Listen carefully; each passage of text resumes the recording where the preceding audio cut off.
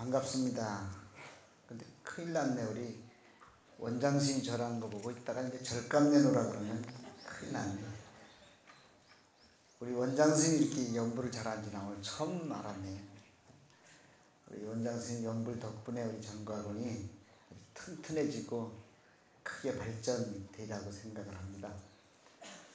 제가 오늘 여기 오게 된 동기도 아마 원장스님이 생각을 해서 초청을 해준 것 같아요. 올 자격은 안 되는데 며칠 전 저희들이 해인사에서 같이 공부한 동기 해인강 도반들이 한 10여 명이 그 중국 실크로드를 졸업한 지 35년 만에 처음 한 자리 모여가지고 갔다가 엊그제 왔습니다. 근데 우리 원장 스님도 가야 되는데 빠져가지고 벌금을 많이 내게 생겼어요. 그때 같이 해인사에서 40년 거의 된 같은 방에서 공부하고 뒹굴고 그런 인연들이 있어서 또 오늘 이렇게 뵙게 됐는데, 이렇게 훌륭하게 교수님이 되시고 전과원장이 되셔서 우리 동기생들은 더없이 존경스럽고 더없이 고맙다는 생각이 듭니다. 또 저희들이 여기 올라 다닐 때는 학교가 뭐 그때도 자랑스러웠지만 지금처럼 이렇게 잘 이렇게 어우러지지 않았을 텐데, 앞에 건물도 없었을 때고, 그런데 와보니까 꽃도 더 많아진 것 같고, 뭐 밖에서는 어떻게 얘기하든 동국인으로서는 자랑스럽다. 그리고 또 동국대학교가 이 자리에 있는 것이 참으로 고맙고 감사하다, 이런 생각을 했습니다. 정각원 법당에서 법회를 한다 그러면 걱정이 많이 되는 게, 우리가 여기서 공부하던 곳이고 또 다 교수님들이고 또 전공을 한 분들인데, 그런 분들 앞에서 무슨 얘기를 하나 했더니, 오늘 또 보살님들도 많이 계셔서 편하게 저희들이 살아오는 얘기를 좀 해도 되지 않을까, 이런 생각을 해봅니다. 며칠 전 실크로드를 갔다 오면서 저는 느낀 것 중에 하나가, 실크로드는 가본 분들도 많이 계시겠지만 지금 서안 당나라 땐 장안이라고 불리는 그곳에서 출발을 해서 난주를 거쳐서 돈왕, 그리고 트루판, 그래서 우르무치까지, 지금 중국 영토로는 우르무치까지 갔다가 다시 돌아오는 길이었는데, 그 과정 중에서 현장스님이 계셨던 곳과 걸어가신 곳을 이렇게 볼 수가 있었습니다. 기록에 보면 현장스님이 602년에 태어나서 664년에 입적하셨다 그러니까 62세를 사신 거예요. 62세를 사시는 동안 인도를 갔다 온 횟수가 17년입니다. 그리고 거쳐간 나라의 숫자가 107개국이라는 거예요. 그리고 그 거리가 10만리가 넘고, 그리고 돌아오셔서 500여 부의 경전을 번역을 하셨죠.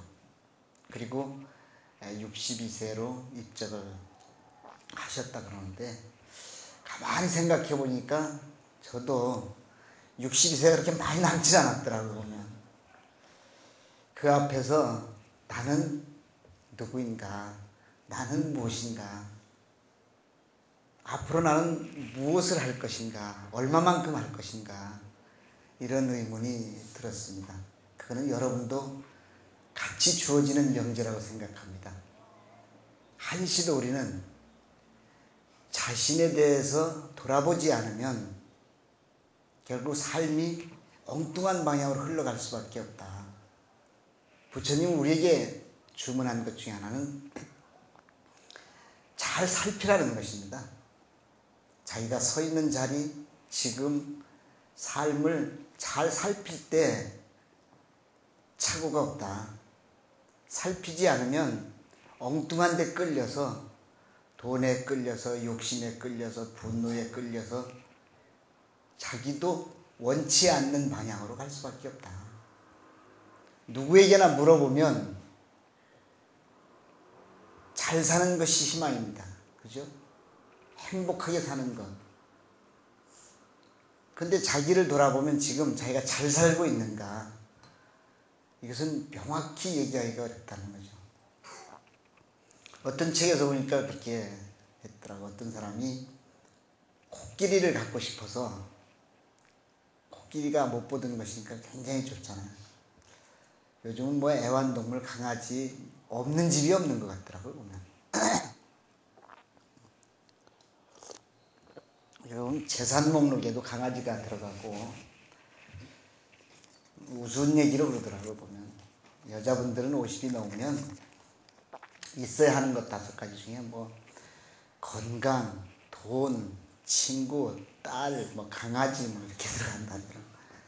남자분들은 50이 넘으면 있어야 될 5가지가 아내, 부인, 마누라, 처, 와이프. 남자분들 정신 차려야 돼. 여자분들은 필요한 게 많이 있어. 나이가 들수록. 남자분들은 필요한 게 꼭 한 가지. 이거 놓치면 안 됩니다. 요즘 이사 갈 때 뭐 앞자리 앉으라는 건 고전이고, 앞자리 앉을 때 강아지를 반드시 안고 앉아야 된다는.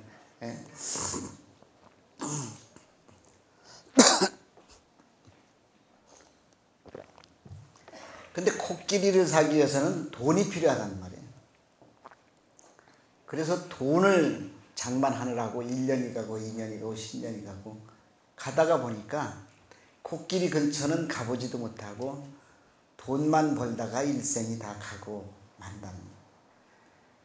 우리가 추구하고 있는 삶의 가치, 필요한 것들은 정작 근처에 가보지도 못하고 엉뚱한 것에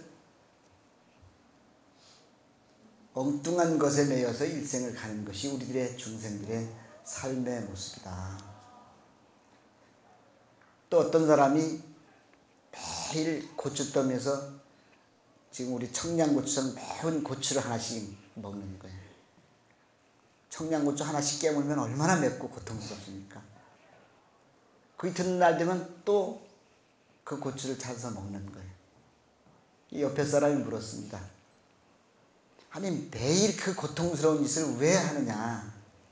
근데 그 사람의 대답은 혹시 오늘은 아주 달고 맛있는 고추를 만날 수 있지 않을까? 요즘 로또 사는 사람들이 그렇습니다. 혹시 이번 회에는 내가 당첨되지 않을까? 근데 확률로 보면 그는 환상입니다. 환상.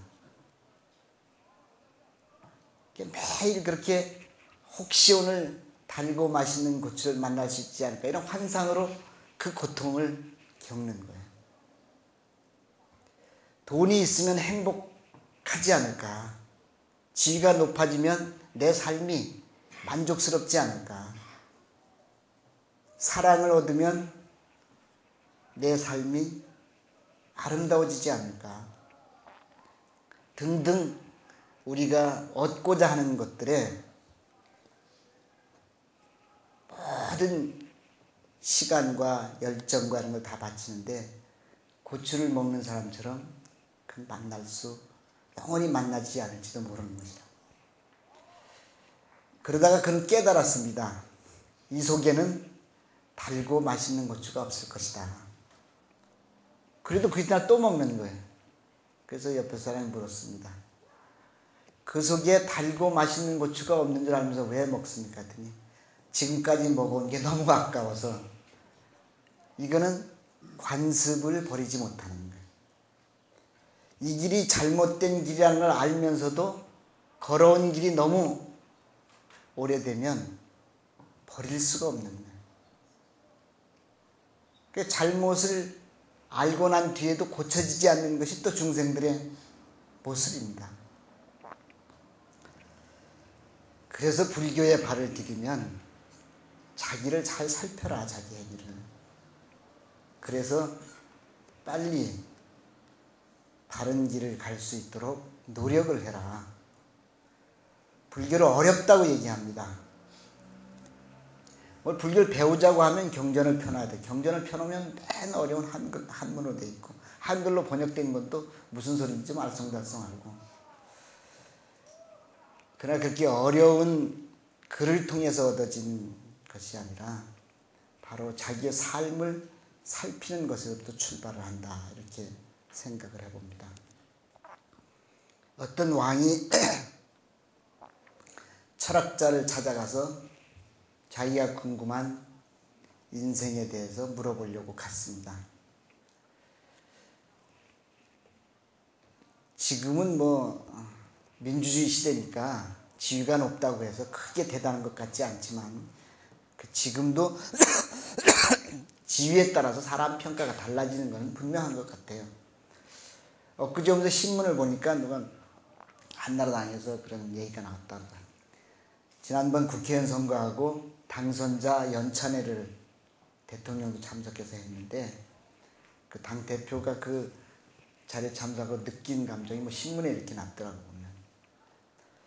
몇 번 대통령을 모시고 자리를 함께 했었는데 이번에 이명박 대통령이 당선자 참석해서는 새로운 풍경을 봤다. 그거는 대통령이 앉아있는 헤드 테이블에는 대부분 중요한 사람만 앉게 됐고, 예전에는 아무리 친분이 있어도 다른 사람은 그 자리에 가까이 가지 않는 게 보통 예였습니다. 전에도 저도 가끔 초청을 해서 청와대 이렇게 만찬에 가보니까 앉은 자리에서 움직일 수가 없더라고요. 주는 거 먹고 얘기하는 거 듣고 그리고 올 뿐이야. 그리고 가기 전에 한 2시간은 기다려요.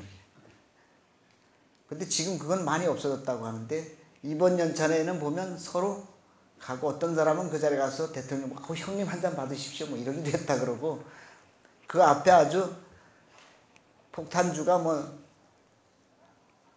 아주 탁자 가득히 쌓이고 러브샷도 하고 그랬다 그러는 거예요. 그래서 세상이 참 많이 바뀌었다, 그런 기사를 봤는데, 전제주의 시대, 왕이 절대 권력을 쥐고 있던 시대에는 그 힘이라는 건 우리가 상상하기 어려울 정도입니다. 그런 왕이 일개 철학자를 찾아가서 질문을 했습니다. 인생에 대해서 당신은 뭐라고 생각합니까? 근데 이 철학자는 마침 풀 뽑고 있었어요. 근데 그 말에 이런 반구 대답도 없이 자기가 하던 일만 계속 하는 거예요. 그러다 마침 어떤 짐승 한 마리가 상처가 나가지고 쩔뚝거리면서 그 앞에 오는 거예요. 철학자하고 친했든지. 그러니까 그 짐승을 이 철학자가 만나서 아주 가엾이 여기면서 끌어안고 치료를 해주고 감싸주고 다듬어주고 하는 거예요. 이 왕이 생각할 때 저 사람이 나를 어떻게 보는가, 내가 그래도 적어도 이 나라에서는 최고의 힘을 가진 사람인데 아니 내가 하는 말은 들은 채도 안 하고 풀이나 뽑고 앉았고 그러다가 저 보잘것없는 짐승 한 마리가 오니까 그거에 온 정신을 뺏기고 있다는 말이에요. 그래서 화가 나서 물었습니다. 당신은 내가 하는 질문에 대답도 하지 않고 딴짓을 하고 있으니 이게 무슨 뜻이냐 했더니 그 철학자 그제서 한마디 하면 저는 당신의 질문에 이미 대답을 해줬습니다. 대답을 했습니다. 인생이란 말로 설명되는 것이 아니라 삶의 모습을 보여주는 것이에요. 그는 평소 하던 대로 풀 뽑고 상처난 짐승을 보듬고 이것밖에 자기가 보여줄 수 있는 게 뭐가 더 있냐. 지금 이 자리에서 자기의 모습을 보여주는 게 그게 인생이라는 거예요. 조수스님에게 어떤 스님이 와서 물었습니다. 도가 무엇입니까? 차나 한잔하고 가게. 차를 한잔하는 속에 삶이 들어있다는 거예요. 그걸 보여주는 거예요. 우리가 경전을 펴면 경전 한 1000마리의 대부분 여시야마 사원이 이렇게 나갑니다. 금강경을 예로 들면 여시한문 일시불례 사회극기승은 고도원 현대미구중 1250인권 이시세존식시 착의 지발림 사위대성을식 어기성중차제 걸기 환기군처 반살수해발세조의 부자이자 하시다. 여기까지가 법회 인유분이라 해서 법회가 있게 된 첫 단락입니다. 근데 그 내용은 다른 내용이 아니라 부처님이 언제 어디서 누구와 더불어서 이런 일을 하셨다. 무슨 일을? 밥 먹을 때가 되어서 식시가 되어서 옷을 입으시고 그리고 성에 들어가셔서 차제로 걸식을 하시고 다시 계시던 곳으로 돌아와서 수의발 의복을 정리하고 세족이 발을 씻어서 마치고 부자이자 자리를 펴고 앉으셨다. 많은 사람을 모아놓고 가장 중요한 말씀을 하시는 자리에 부처님이 성에 들어갔다 오시고 옷 입고 옷 벗고 손발 씻고 밥 먹고 이런 것을 첫 번째 나오는 이유가 무엇일까? 우리는 글을 통해서 보니까 잘 상상이 안 되는 거예요. 근데 그 시절에 부처님이 그렇게 하시는 모습을 옆에서 지켜본 사람이면 이미 그쯤 하면 부처님이 전하고자 하는 것을 다 가슴으로 감동으로 느꼈을 거예요. 그래서 많은 조사 스님들은 이미 여기에서 부처님의 말씀은 법문은 다 끝났다. 이렇게 설명을 합니다. 그러니까 부처님 한 걸음 딱 딛는 것만 보고 부처님이 전하고자 하는 의미를 다 알아차릴 수가 있었다는 거예요. 그러니까 우리는 그렇게 할 수 있는가? 우리가 한 걸음 딱 내딛는 순간 나를 보는 많은 사람들이 아, 저분이 성자구나. 저분이 수행자구나. 저분이 불자구나. 이렇게 할 수 있겠어요? 며느리가 시어머니를 딱 보는 순간 아, 저분은 나를 대하는 순간 눈빛과 몸짓과 대접하는 데서 충분히 시어머니로서의 존경할 만한 분이다. 내가 너의 시어머니고 나는 이렇게 살아고 설명을 하지 않아도 며느리를 대하는 눈빛, 몸짓에서 시어머니의 모든 것을 줄 수가 있어야 한다는 거죠.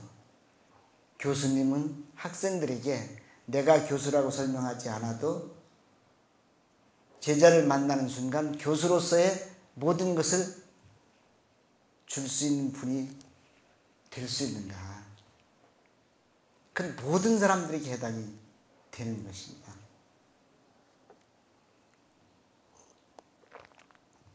그렇게 되기 위해서 우리 부단히 노력하는 것이 수행인 것이고 수행이 되어 있느냐 안 되어 있느냐는 누가 설명해서 인정되는 것이 아니라 그 스스로 풍기는 품위 속에서 형성이 되는 것이라고 할 수 있습니다.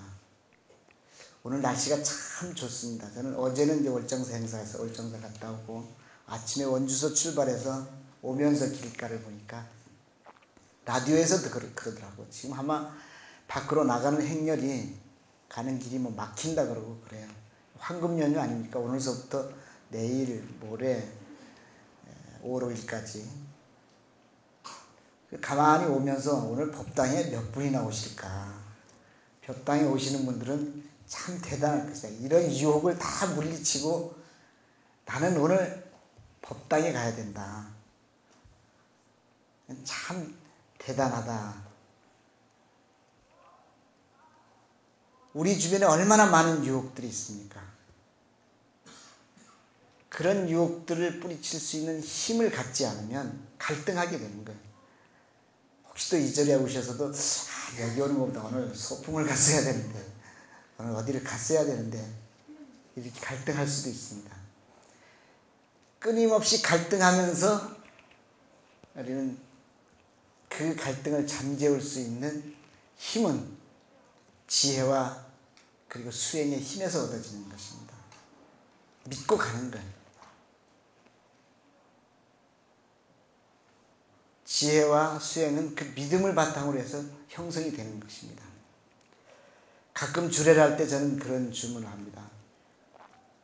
믿음을 가져라. 그 믿음은, 특히 부부 사이에서 믿음은 어떤 것보다 중요하다. 세상 사람들이 다 틀렸다 하더라도 아내는 남편을, 남편은 아내를 믿어야 한다. 그 두 사람의 세계이기 때문에 다른 사람의 얘기가 개입돼서는 안 된다. 그것이 틀렸든 옳았든 두 사람이 믿으면 그것은 옳은 것이 된다. 그렇다고 뭐 도둑질하는 것까지 믿어서는 안 돼. 요즘 보면 뭐 함께하는 도둑질도 있다고, 뭐 모자가 도둑질도 했다고 그러는데, 그런 것만 아니면 어떤 경우라도 믿고 가야 되는데, 우리 신앙 종교인으로서는 자기의 믿음을 지켜야 하는 것이 가장 필요하다는 것입니다. 그러면 자기도 모르는 사이에 서서히 자기 변화를 통해서 우리가 항상 입버릇처럼 얘는 성불의 길까지 갈 수 있다는 것입니다. 무창분이 선사가 어느 날 부처님을 친견하기 위해서, 문수보살을 친견하기 위해서 깊은 산속에 들어가서 굴 속에서 지극정성으로 하루에 한 끼만 먹고 밤에도 눕지 않고 기도를 했다는 거예요.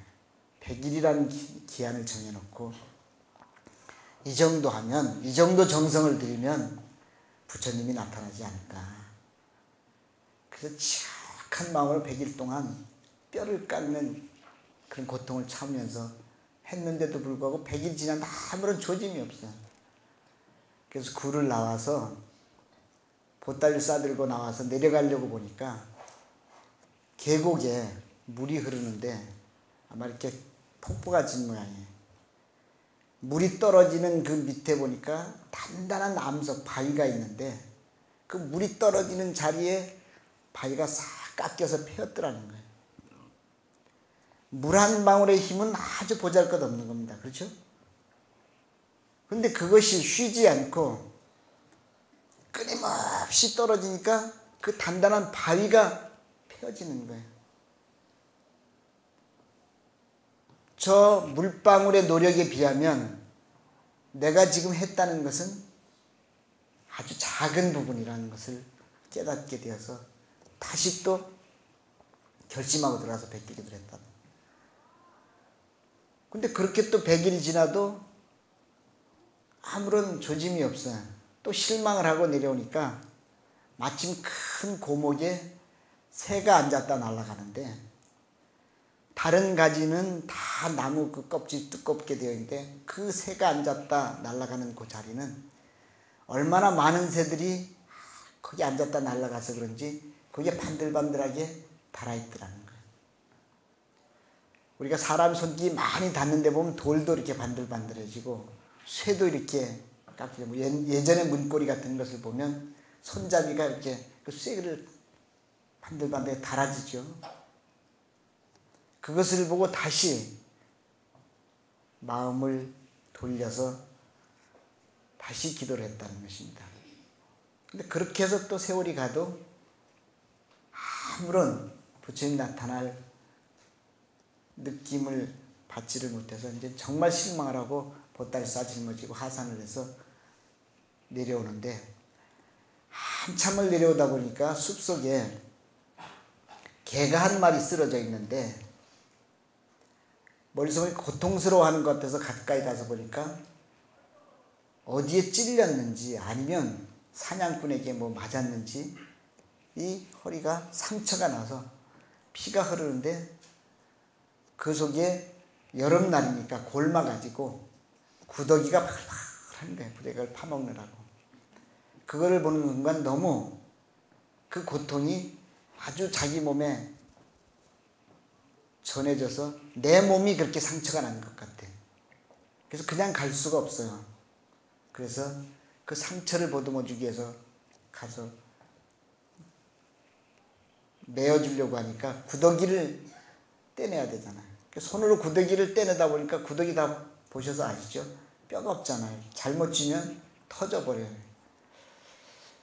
또 생각에 스치는 것이 구더기도 하나의 생명으로서 보면 자기도 살려고 거기서 먹는 거예요. 개의 입장에서 보면 구더기가 나쁜 놈인데 구더기의 입장으로 한번 돌아가 보면 구더기도 또 살아야 되는 거예요. 떼어내면 구더기는 죽어요. 그때 개도 살릴 수 있고 구더기도 살릴 수 있는 것, 이것이 이제 불교적 자비라 해요. 자비는 한쪽, 우리가 약자 편만 든다고 한쪽 편만 들어주면 반대적으로 누군가 불이익을 받게 되는 거예요. 그럼 진정한 자비일 수가 없는, 한쪽을 응원한 사람은 되지만 불교적 모든 생명을 사랑한다는 자비일 수는 없다는 거예요. 그러니까 구더기를 떼어내려고 하다 보니까 이게 또 터질지 모르니까 구더기에도 상처 주지 않고 떼어낼 수 있는 방법은 우리 몸에서 제일 부드러운 부분이 혀잖아요. 이렇게. 그러니까 혀로다 그것을 핥아내는 거예요.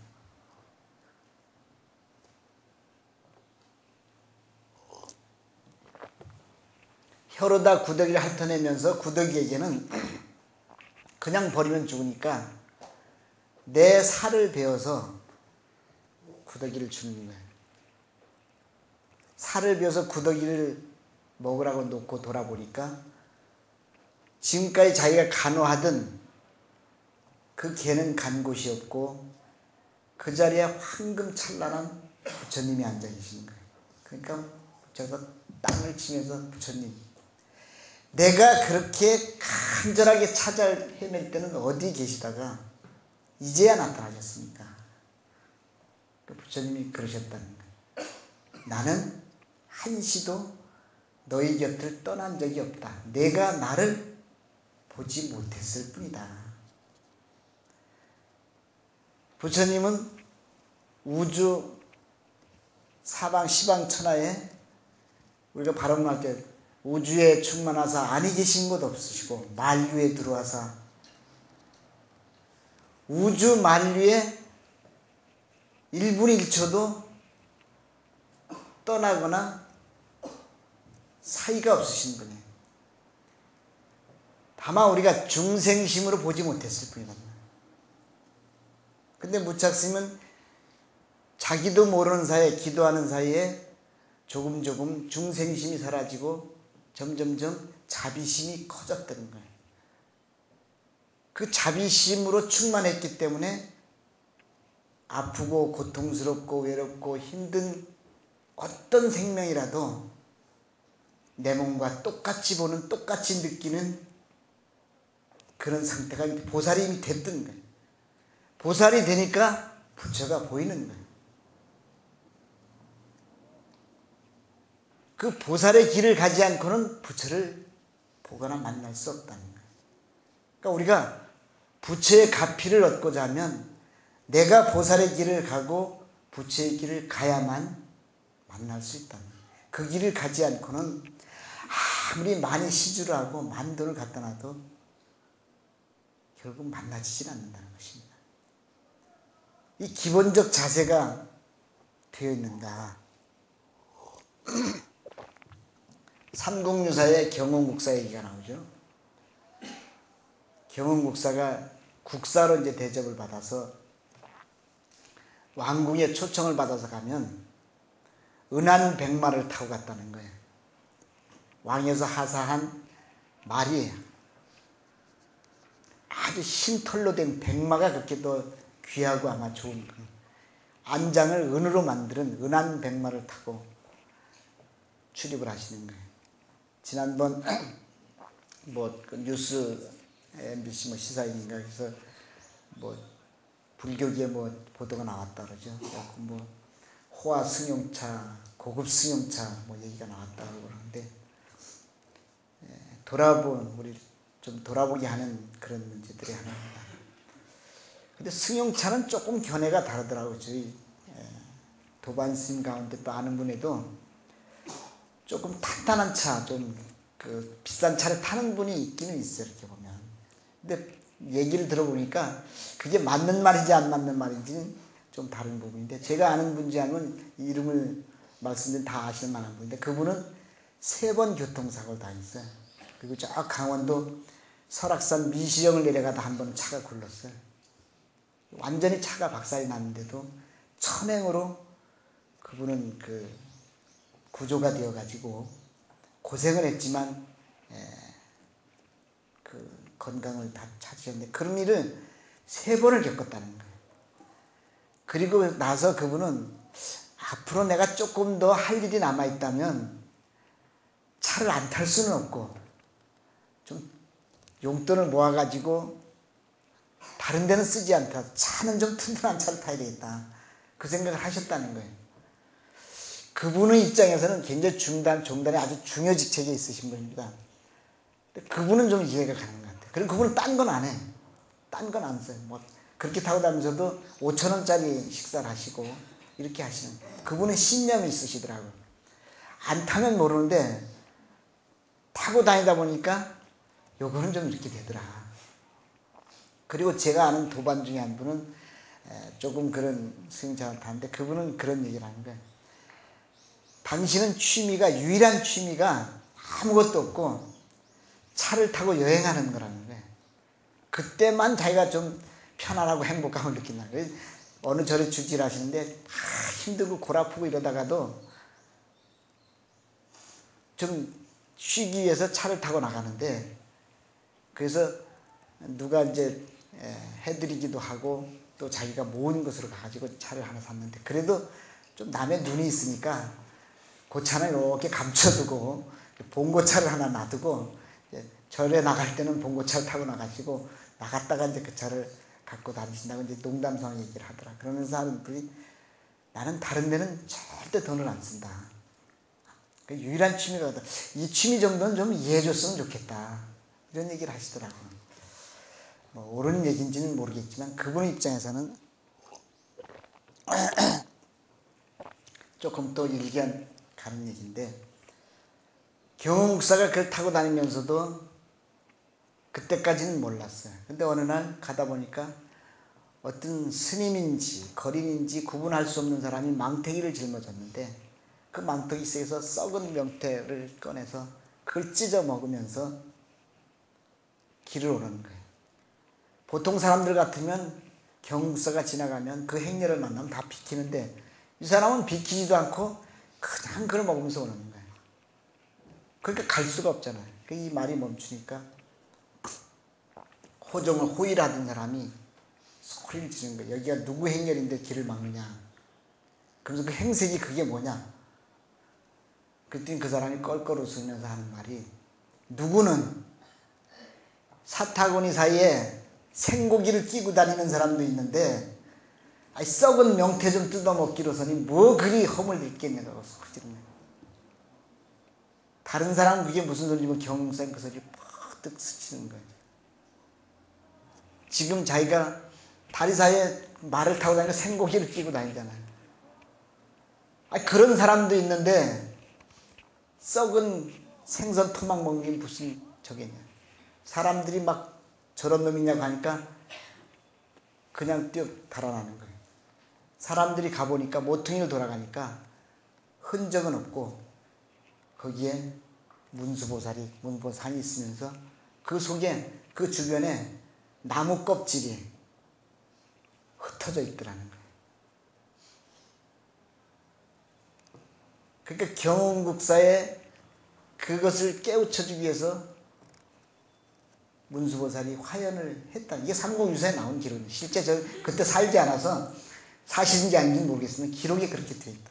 근데 그런 일들이 그때만 있을 수 있느냐. 오늘날 우리 주변에서도 무수히 일어날 수 있는 일들이란 말이에요. 우리 주변에서 우리를 깨우쳐주는 일들이 무수히 만날 수 있는 것들인데 우리는 자기 아상 때문에 그것을 깨치지를 못하는 거예요.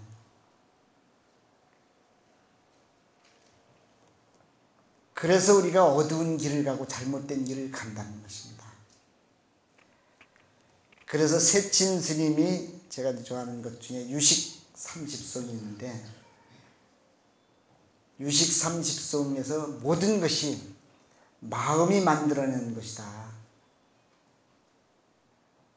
결국 이 세상은 나라고 하는 것과 나 이외의 것, 이 두 가지밖에 없습니다. 그죠? 나와 나 이외의 것. 이 두 가지. 그거를 우리가 불교 용어로는 아와 법이라고 이렇게 얘기합니다. 아와 법밖에는 없어요. 보여지는 것과 보는 것. 이 두 가지입니다. 근데 이 두 가지가 우리의 삶을 만들어내는 거예요. 내가 어떻게 보는 거에 따라서 보여지는 것이 생기고. 그래서 3세 육추에서는 무명으로부터 시작을 하지만 무명은 아주 미세한 부분이기 때문에 보살도 알기가 어렵다 그럽니다. 무명으로부터 뭔가 움직이는 동성에 따라서 알아차리는 주관이 생기고 주관이 생기면서 보여지는 객관이 생긴다. 그래서 견상, 현상 이렇게 얘기를 합니다. 그러니까 보려고 하는 생각이 있음으로 인해서 보여지는 것이 있다는 건데 이것이 말을 하다 보니까 선우가 있게 되는데 사실은 선우를 구분할 수 없을 만큼 동시라는 거예요. 내가 누구를 미워한다는 생각을 일으킬 때 미워하는 사람이 나타나는 거예요. 미워하는 사람이 따로 있는 것이 아니라 내가 밉다고 저 사람이 밉다라는 생각이 일어났기 때문에 그가 미운 사람이 되는 거예요. 그가 실제 사실적으로 미운 사람이 아니라 내가 밉게 보려는 마음 생각이 일어남으로써 미운 사람이 생긴다는 거예요. 그러면 반대로 내가 아름답게 보는 마음을 일으키면 세상 모든 것이 아름답게 보여지는 거예요. 그렇게 보면 결국 내 마음이 세상을 만들어내는 거예요. 그러니까 우리는 끊임없이 남을 탓할 것이 아니라 내가 어떻게 마음을 일으킬 수 있는가를 항상 반조해야 된다는 말이에요. 내가 지금 무슨 생각을 하고 있고 이 생각이 잘못됐으면 이 생각을 고쳐서 아름답고 평화로운 쪽으로 이렇게 마음을 일으키면 미워하는 사람이 없는 거예요. 금강유 부처님이 인욕고행을 할 때 가리왕이라는 왕이 와가지고 얼마나 잘 참는가. 그래서 팔을 자르죠. 이래도 분노하는 마음이 없습니까? 나는 없다. 또 한 팔을 자르고 또 다리를 자르고 그래도 화가 나지 않습니까? 나는 화가 나지 않는다. 왜? 나는 아상, 내 팔이 잘렸다는 생각이 없기 때문에 팔이 잘려지지 않았으면 없잖아. 아프다는 생각이 없잖아. 이 부처님은 그렇게 됐단 말이에요. 우리도 그렇게 되는 훈련을 해야 된다는 거예요. 내 것이라는, 내 것을 잊어버렸다는 생각만 없으면, 내가 손해를 봤다는 생각만 없으면, 내가 불이익을 받았다는 생각만 없으면 그렇게 화가 나지 않습니다. 여러분의 지갑을, 돈이 담은 지갑을 오른쪽 주머니에 있다가 왼쪽 주머니에 넣고 잃어버렸다고 억울해하는 사람 없죠? 내 안에 있으니까. 또 집에 지갑을 놓고 잊어버렸다고 생각하지 않죠? 돌아가면 내 것이니까. 근데 내가 관할하는 지역이 이렇게 한정되어 있는 것이 중생의 이제 흠이란 말이에요. 그를 조금 넓혀서 모든 사람, 모든 생명에게까지 나와 동등한 가치를 느낄 수 있다면, 동등한 아픔을 느낄 수 있다면 그게 이제 불교 대자비심 아닙니까? 그래서 유식 첫머리에는 그렇게 얘기를 합니다. 유가설아법, 유는 말미암다는 것인데, 가설, 거짓으로 얘기하는 것 때문에 아와 법이 있게 되었다. 이러면 내가 있다는 것, 현상이 있다는 것, 꽃이 피었다는 것, 나무가 푸르다는 것, 이것은 그것이 영원한 실체로서 있는 것이 아니라 내가 있다고 생각하는 것, 그리고 또 보여지는 것이 있다고 생각하는 것, 이것으로부터 시작되는 건데 이게 잘못됐다는 거예요. 잘못된 생각이라는 거예요. 이것은 영원할 수가 없고 이것은 일시적으로 우리가 나타났다가 없어지는 것들이다. 그래서 그게 왜 있게 되느냐? 그 다음 구절에 유종종상전, 그것은 서로 얽혀서 있게 되는 것이다. 모든 것들이 서로 얽히고 설키고 이렇게 해서 있는 것처럼 보여지는 것이다. 물 좀 한 컵만, 물 한 컵만 부탁드리겠습니다. 이 세상에 어떤 것도 같은 모습으로 영원한 것은 없습니다. 그래서 우리가 흔히 말하기를 같은 강물에 2번 발을 씻지 못한다, 이렇게 얘기합니다. 오늘 방금 발을 씻고 돌아서 다시 발을 씻을 때는 이미 그 물은 흘러가 버렸습니다. 우리 눈에는 길게 하나로 영원한 강물처럼 보이지만, 한강이 한결같이 보이지만 내가 보고 돌아서는 순간 다시 보면 그 물은 이미 흘러가 버렸고 새물이 와 있는 것입니다. 시간도 그렇고 공간도 그렇고 모든 것은 그와 같다는 거예요. 그렇게 볼 수 있으면 그 속에서 우리가 있다 없다, 행복하다, 뭐 좋다 나쁘다 이렇게 분별할 이유가 없다는 거예요. 내 마음을 다시 돌리면 그 속에서 일어나는 탐진치, 모든 우리를 얽어매는 사슬로부터 벗어날 수가 있다는 것입니다. 그럼 있는 것이 도대체 무엇으로 통해서 있게 됐냐? 그것이 모든 것들은 의식 속에 있다. 마음에 의해서 변화된 것이다. 마음이 그런 것들을 만드는, 마음이 생각을 일으키니까 그런 것들이 생겨난다는 것입니다. 그래서 이렇게 만들어내는 마음, 능변이 3가지가 있다. 마음이 3가지가 있다는 것입니다. 우리 한번 생각해 봅시다. 이렇게 보면 자기 마음은 오로지 하나라고 이렇게 생각하기 마련입니다. 우리가 잠시 눈을 감고 이렇게 한번 돌이켜보면, 잠깐 우리 같이 한번 눈을 감으셨어요? 잠깐만 있겠습니다.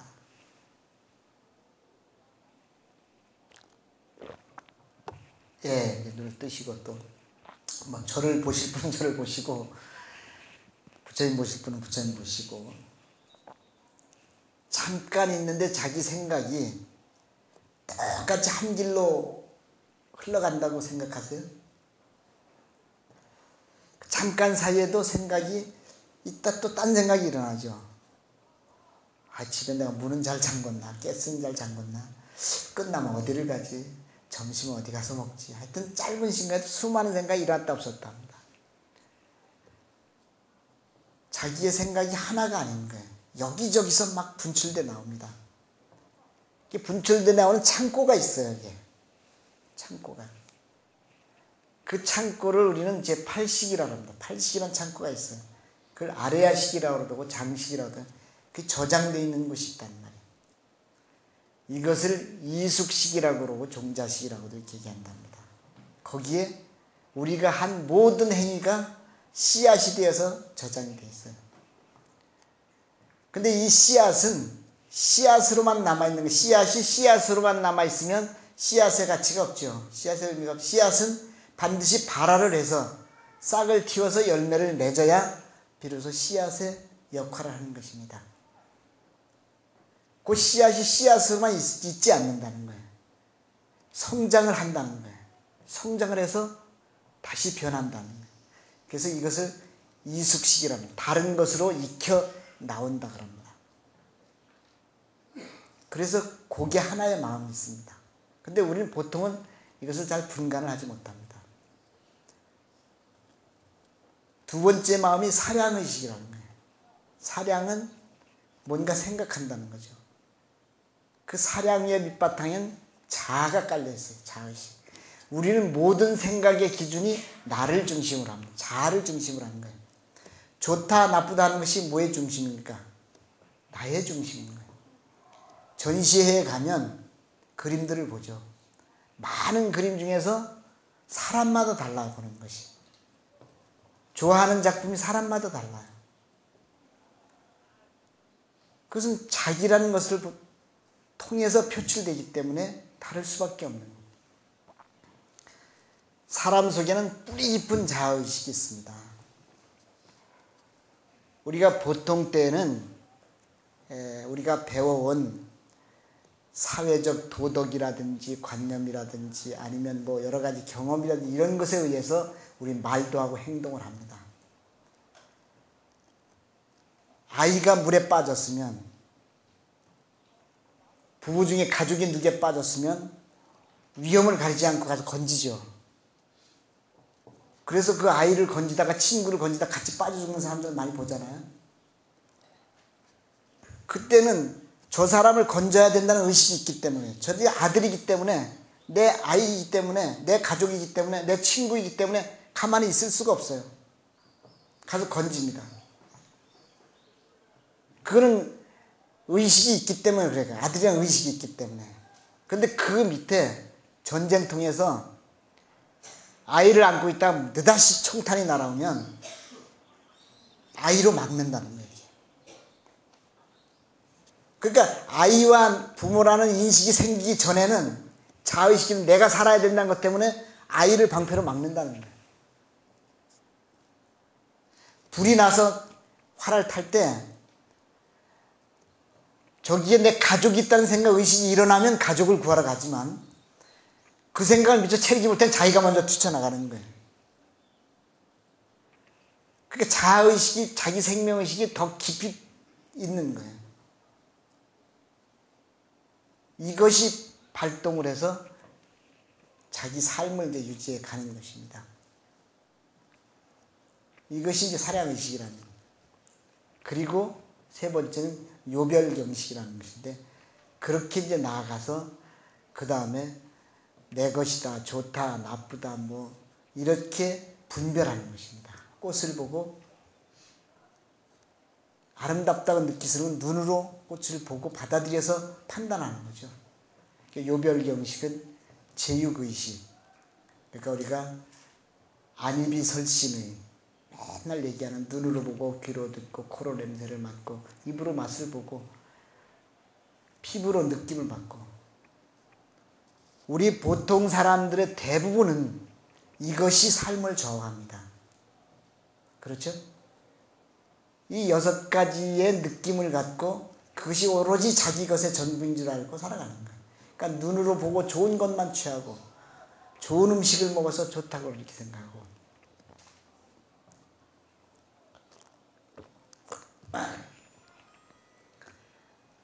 그런 분별의식으로부터 자기를 잘 살펴서 이것이 영원하고 전부이고 모든 것이 아니라는 것을 알면 먹는 것에 그렇게 연연하고 보는 것에 연연하고 갖는 것에 그렇게 연연하지를 않을 수 있다는 거예요. 우린 잘 먹는다 이렇게 얘기합니다. 잘 차려놓고 거기서 어떤 만족감도 느끼고 그렇습니다. 요즘 캐나다 사람이 쓴 것인가, 붓다의 밥상이라는 책이 있더라고요. 읽어보신 분들 계시면. 그 읽어보니까 좋은 내용들이에요. 그 수행자들이, 스님들이 하는 식생활을 표본을 두고 이렇게 이것이 건강을 지켜가는 것이다 라고 주장을 하더라고요. 수행자들이 몇 가지 음식, 안 되는 음식을 놓고도 그것으로 건강을 유지하는 것은 그것을 잘 사유하면서 먹는다는 음식을. 여러분들도 거기서 얘기하는 것처럼 식사를 할 때 이것만 좀 지켜봤으면 좋겠어요. 우리가 바리공양할 때는 반드시 밥을 받아서 머리에 이고 양필해쳐 이렇게 얘기합니다. 저것이 오게 된 것을 헤아려 봐라. 어디서부터 왔는가.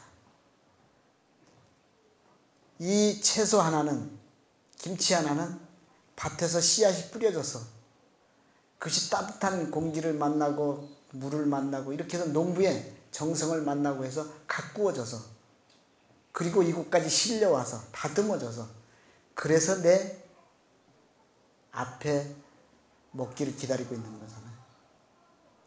그것만 잠깐 사유하면 그것이 얼마나 소중한지를 몰라요. 그것을 먹으면서 이 속에는 바람도 있고 태양도 있고 달빛도 있고 그리고 사람의 마음도 있다. 농부의 마음도 있어요. 그것을 다 먹는 거예요. 그러면 함부로 밥으로 흘리고 함부로 쓰레기통에 들어갈 것이 없습니다. 너무 소중하니까 내가 먹을 만큼 아껴서 담고 그리고 정말 정성스럽게 먹고 난 다음에는 너무 감사함, 너무 고마운 거예요. 그러면 우주와 자연과 내가 하나가 되는 거예요. 일체가. 그렇게 먹는 것입니다.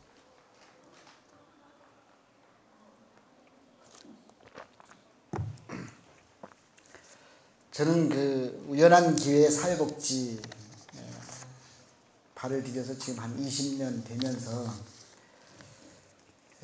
전에 불교방송에서 3년 동안 라디오 방송 그 살며 생각하며 심야 방송 12시부터 2시까지 한 3년 진행도 하고 또 알린 소쩍새마을 원장도 지금 한 3년 맡아서 했다가 지금 이사가는 바람에 하고 또 원주에서 이제 복지원이라서 불황인들 시설도 하고 복지관 하고 또 강릉 장애인 복지관도 운영을 하고 또 충주에는 진영원이라서 아동시설에서 지금 이제 한 26명 우리 아이들을 함께 하고 있습니다.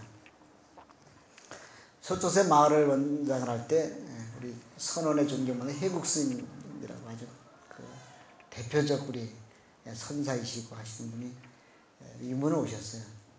오셔서 그때만 해도 시설이 좀 열악하고 초기에는 한 300여 명의 장애인들이 그 소초새 마을에 한 치악산 자락에서 집이 없어가지고 이 천막 하우스 쳐놓고 그렇게 살았다가 96년도에 MBC PD 수첩에서 문제가 있다고 터지는 바람에 이게 막 박산이 될 위기에 있다가 그 사람이 그래도 생각을 잘 냈어요. 그 행위는 어찌됐든 마지막 회양은 저는 참 훌륭하게 했는데 이거는 이제 내 손을 떠나야 되겠다 해서 일체를 승가대학에다 준 거예요.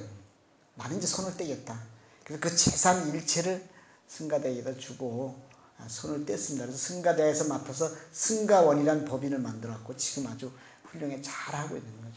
그러니까 그때는 한 300명이 이 비닐하우스를 쳐놓고 그곳에 산다고 하니까 한번 생각을 해보세요. 어떤가. 그리고 그 속에는 아주 중증 장애인부터 뭐 통제가 안 되는 사람까지 있었고 한데 나중에 검찰 최종 재판에서는 MBC가 제기한 문제들을 다 무혐의를 받았습니다. 그래서 외환관리법으로만 처벌. 그 외환관리법은 중국 연길에다가 그 사람이 중학교를 하나 지어줬어요. 그리고 그 당시에 1억을 내가지고 장학금을 이렇게 만들었어요. 그래서 지금도 10년이 13년 되죠.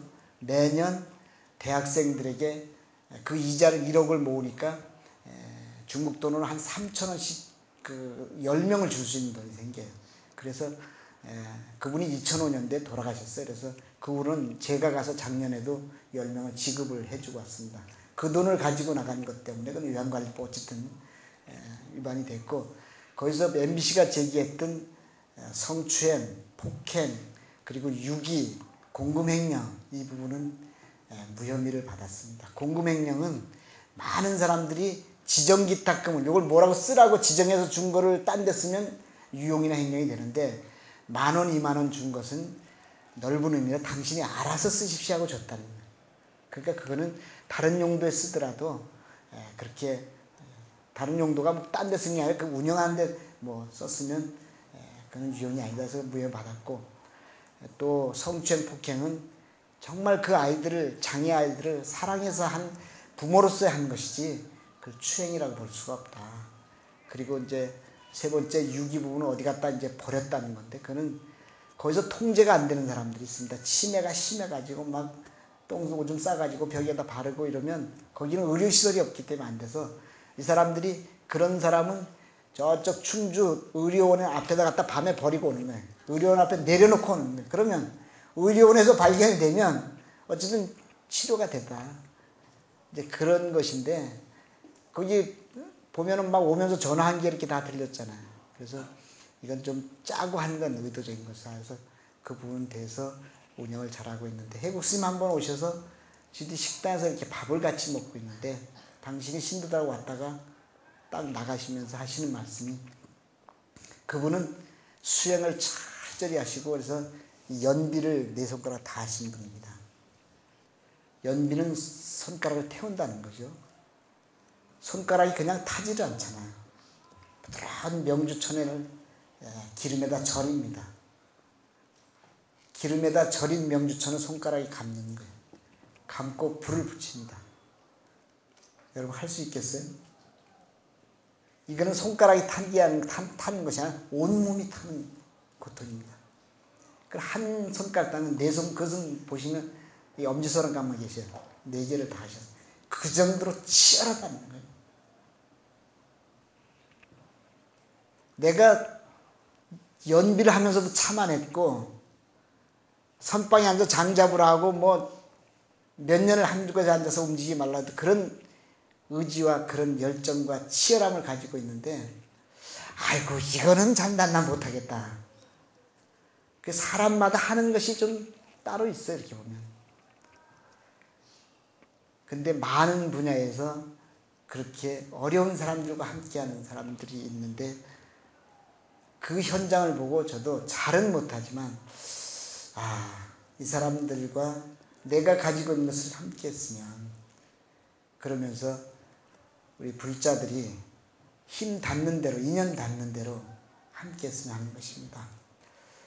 제가 지난 월명암의 겨울에는 나도 좀 쉬어야 되겠다라는 생각에서 석 달을 월명암 석방에 가 있는데, 그 기간에 연락이 오기를, 스님 갓난 아이가, 태어난 지 2일 되는 아이가 연락이 왔는데 스님 받을까요? 그래서 어쨌든 지금 돌봐줄 사람이 없으면 받아라. 그래가지고 태어난 지 이틀이 되는 아이를 시설에 데리고 왔더라고요. 그래서 해제하고 제가 와보니까 그때는 한 달쯤 됐는데 너무 이뻐. 그래서 내가 이름을 정말 크게 들어가 대웅이라고 지었어요. 대웅전. 대웅이라고 이렇게 짓고, 지금 그리고 우리가 후견을 해서 호적을 만들어서 석 달에 걸쳐서 호적을 만들어서 호적도 만들고 이렇게 했습니다. 아직까지 우리 주변에 태어나서 갈 곳이 없는 아이들도 있고,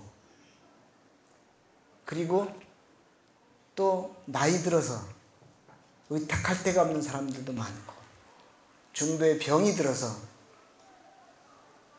의지가지할 데가 없는 사람 아직도 우리 주변에는 많이 있습니다. 이분들을 나처럼 볼 수는 없어도 그래도 내가 가지고 있는 일부분의 노력과 그리고 일부분의 먹을 것을 함께 나눌 수 있는 마음을 우리가 불자가 갖고 있지 않다면, 그럼 좀 부처님을 만나면 할 말이 없지 않을까, 이런 생각을 해보게 됩니다. 부처님이 우리에게 제시한 길은 모두가 함께 가는 길입니다. 나만의 깨달음을 안주하라고 하시지는 않았을 것입니다. 누가 수필을 썼는데 재미있는 수필을 썼더라고요. 절은 산에 있으면서 내려오죠, 이렇게. 그렇죠? 내려오죠. 교회는 땅에 있으면서, 마을에 있으면서 올라갑니다, 이렇게. 하늘로 올라가요. 탑을 세워도 뾰족하게 하늘을 세우잖아요. 종소리는 산에서 아래로 내려옵니다, 이렇게. 사람들에게. 교회 종소리는 위로 올라가요, 이렇게. 기독교는 신을 향한 종교이고, 불교는 중생을 향한 중생을 바라보고 있어요. 우리가 부처님 앞에 기도를 하지만 중생을 볼 수 없으면 부처님을 만날 수가 없습니다. 부처님을 만나려고 하는 분은 내 옆에 중생을 살피고, 그 중생이 부처로 볼 수 있어야, 그 중생을 보살로 볼 수 있어야 집에 남편 부처님, 아내 부처님, 아들 부처님, 딸 부처님, 아무리 못된 짓을 해도, 아무리 속을 세게도 부처를 볼 수 있도록 노력을 해야 되는 것입니다. 어떤 그 노인 프로그램에서 보니까 할아버지 할머니들이 퀴즈를 하는데 정답이 영감님이에요. 영감. 평생 살아본 분이 누구냐 이렇게 하는 질문. 그때 얼마나 할머니 서로 깜짝 뜨는 거예요. 마이크를 갖다 드니까 왼수요 왼수를. 평생 살아오고 그게 왼수가 된 거예요. 왼수를 부처로 바꾸는 것이 우리들의 수행입니다. 여러분 항상 건강하시고 행복하시고 부처의 나라를 이루기를 바라면서 말씀 마치겠습니다. 감사합니다.